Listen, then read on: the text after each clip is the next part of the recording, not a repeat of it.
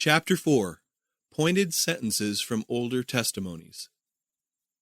In the future, men in the common walks of life will be impressed by the Spirit of the Lord to leave their ordinary employment and go forth to proclaim the last message of mercy. As rapidly as possible, they are to be prepared for labor that success may crown their efforts. In the South, there is much that could be done by lay members of the church, persons of limited education. There are men, women, and children who need to be taught to read.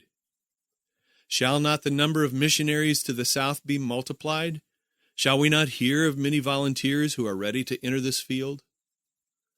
The whole church needs to be imbued with the missionary spirit. Then there will be many to work unselfishly in various ways as they can without being salaried. We need schools that will be self-supporting, and this can be if teachers will be helpful, industrious, and economical. Schools are to be established away from the cities, where the youth can learn to cultivate the soil and thus help to make themselves and the school self-supporting. Let means be gathered for the establishment of such schools. There is to be work done in the South, and it needs men and women who will not need to be preachers so much as teachers, humble men who are not afraid to work as farmers to educate the Southerners how to till the soil, for whites and blacks need to be educated in this line. There are lessons of the highest importance to be learned from the Word of God.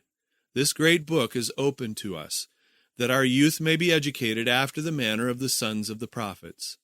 We as a people should carry on the work of the education of our youth in such a way that they will be guarded against living self-indulgent lives. I have been shown that in our educational work we are not to follow the methods that have been adopted in our older established schools. There is among us too much clinging to old customs, and because of this, we are far behind where we should be in the development of the third angel's message. Years have passed into eternity with small results that might have shown the accomplishment of a great work. The usefulness learned in the school farm is the very education that is most essential for those who go out as missionaries to many foreign fields.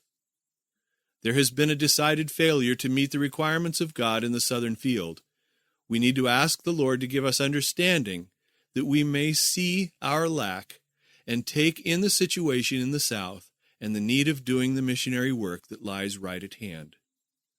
For 20 years it has been before our people that they must do a special work in the southern states. When the Lord repeatedly sends messages to his people, it is because he desires them to follow the light he gives. We are not to work in the same place over and over again, leaving many places where the last message of warning has not yet been proclaimed.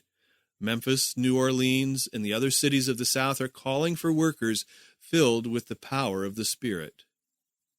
As a people, we need yet to learn what it means to fill our places as missionaries among a people who know not the truth for this time.